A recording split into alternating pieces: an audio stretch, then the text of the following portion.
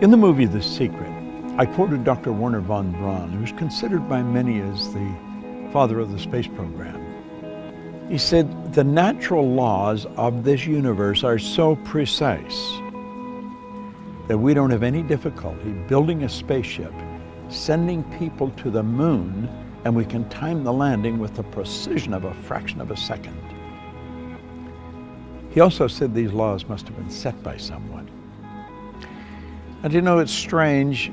It's not that long ago when science and religion were really considered antagonistic. That's not so today. It's looked at it now, one studying the cause and the other studying the effect. And von Braun said, after studying the spectacular mysteries of the cosmos for many years, he had arrived at the firm conviction that there is a God. I see the laws as God's modus operandi. It's how everything happens. The Secret was based on the concept of the law of attraction. And because the movie went viral, it was all over the world, everyone everywhere was talking about the law of attraction. People writing books on it that don't really understand it, people speaking on it that many of them advertise their ignorance when they talk about it. I'm of the conclusion that attraction is not really understood in any depth by most people. Now, I've studied this every day for 50-some years. And I can assure you, attraction is a law, but it's a secondary law. The primary law is the law of vibration. The law of vibration is one of the basic laws of the universe. It decrees that everything moves, nothing rests. We literally live in an ocean of motion. Do you know that everything is an expression of the same thing? The leaves, the tree, the cement, the body, the clothes. It's all energy at a different rate of vibration. You see, your body is a molecular structure in a very high speed of vibration. Your brain is an electronic switching station. Your brain does not think, but you think with your brain. There's a difference. As you activate brain cells, you set up a vibration in your body. For me to just move my hand like that, I had to activate brain cells or my hand wouldn't have done it. If a person's had a stroke, where the blood just stops going to a section of the brain, those brain cells become dead. The movement in the body, in that part of the body that is controlled by those cells, stops. Vibration is something that must be understood if you're going to take control of your health. It must be understood if you're going to take control of your relationships. It must be understood if you want to become wealthy. And if you want to really master the art of selling, vibration is an essential.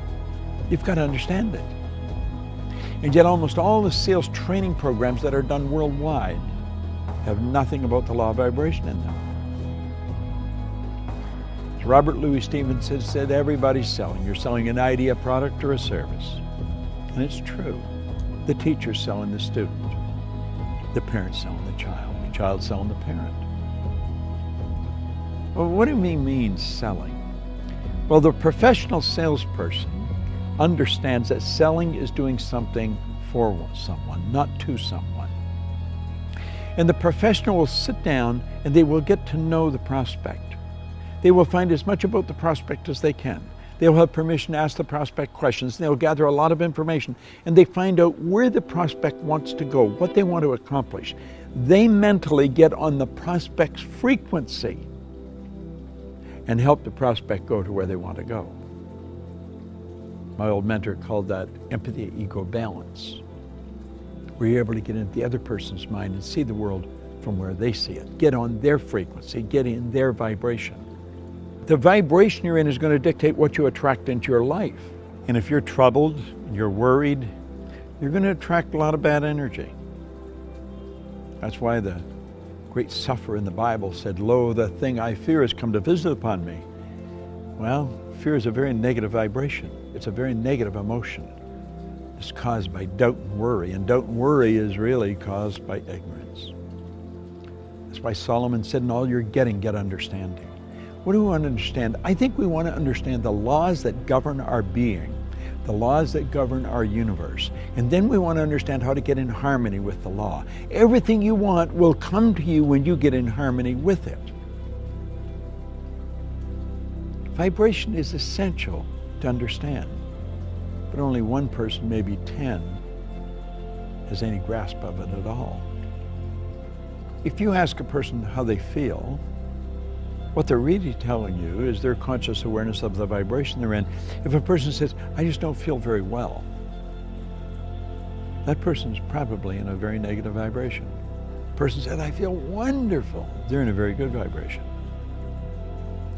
If you're in a really good vibration and you're with a person that's very negative, you will not feel comfortable in their presence. Feeling, conscious awareness, vibration. You don't feel comfortable in their energy and you want to get away from them. Now, if you were negative and they're negative, you're going to come together. Misery loves company. See, these old sayings are all based on laws. It's hard to believe that two miserable people would be comfortable together, but if you understand they're both on the same frequency, they're both listening to the same music.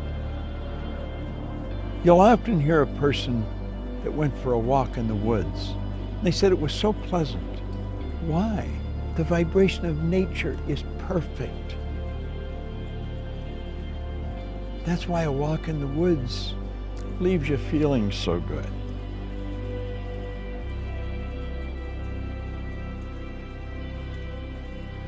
What do you understand about the law of vibration? That's a good question to ask yourself. I'm going to give you a small exercise. The next time you're around a person that's complaining about anything, or that obviously it doesn't feel very well, start changing the subject. Start talking to them, about something good about them. Compliment them, but make it a sincere, merited compliment, not false praise, no flattery. Pick out something good that they do and slowly turn the subject around to that. Let them know how much you admire how well they do it. And you know something? Like that, their energy will change. You have caused them to change their vibration. Now, the beautiful truth about this, when you do it, you'll learn how to do it to yourself when you're not feeling very good. That's the beautiful truth. We are in control of how we feel. I was reading something by Viktor Frankl, the author of Man's Search for Meaning, a Viennese psychiatrist, spent the war years in a concentration camp. He said, in every situation, there is a space between the situation and how you respond to it. And in that space, you can decide how you're going to respond. Now, that space may only be a millisecond, but in that space, you can decide, are you going to react or are you going to respond? Think of it. In every situation, between the situation and your response, there is a space. And in that space, you can decide how you're going to respond. Vibration is something that I love studying. When you're in a restaurant or in a store or any place where the energy is really good, you feel very comfortable. It's the vibration in the place. You've gone into a restaurant and sat down, and before you ordered anything, all of a sudden you don't want to eat there. Why? It's the energy, it's the vibration of that place. You should get up and leave. Go where you feel comfortable. Do what makes you feel good.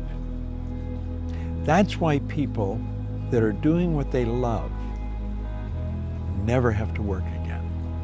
They spend their whole life in a wonderful vibration. The person who truly understands how to pray puts himself in a wonderful vibration. I want to suggest you study it and understand this. you will attract to you whatever you're in harmonious vibration with.